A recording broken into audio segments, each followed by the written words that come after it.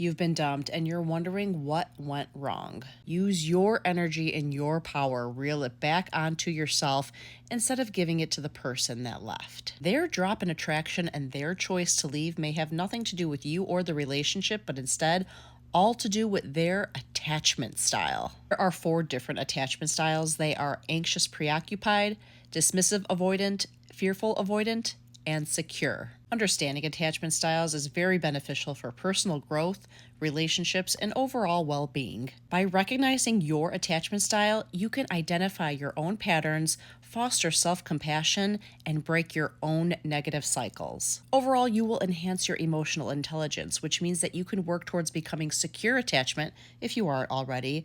And what that means is all of your relationships, not just romantic, all will improve. I'll run through all four, and then it's up to you to further your research and become an expert in yourself. Starting with anxious preoccupied attachment.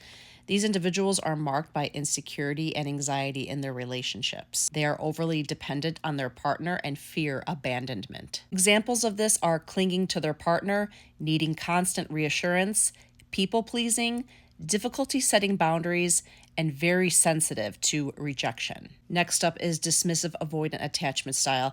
These individuals are characterized by a fear of intimacy and emotional closeness. They usually prioritize independence over interdependence and may come across as aloof or distant. Examples are becoming distant or unresponsive when it comes time to talk about intimacy or feelings, prioritizing independence over their partner's needs, avoiding conflict or difficult situations, difficulty with empathy, and preoccupation with work or hobbies. Now, summarizing fearful avoidant, this one is like a combination of anxiety and avoidance. Individuals with this attachment style fear intimacy, but they also fear being alone, so it creates this push-pull pattern within their relationships. Examples of a fearful avoidant include not being able to trust, having that push-pull dynamic, being hot and cold, might be intimate one minute and then distant the next. Self-sabotaging behaviors like substance abuse.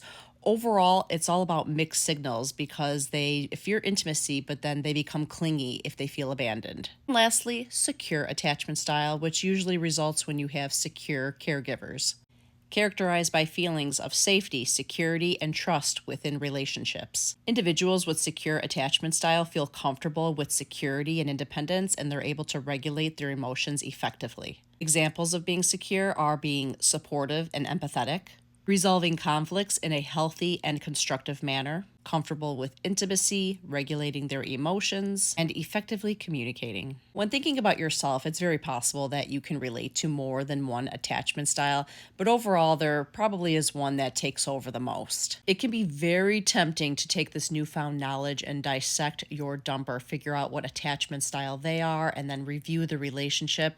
And by all means, it can be done in a healthy manner. There's no problem with being curious about it, especially if you were dumped unexpectedly. This might be able to provide you with some closure. But remember, in this time of heartache, it is time to figure out yourself. If you are successfully executing no contact, now is your time to upgrade. What are some patterns that you have? How can you break these cycles and improve your quality of life and your relationships? It is quite the reward when you can make these discoveries about yourself. Empower yourself by becoming an expert in yourself. Focus on you and watch your life become more joyful and more peaceful.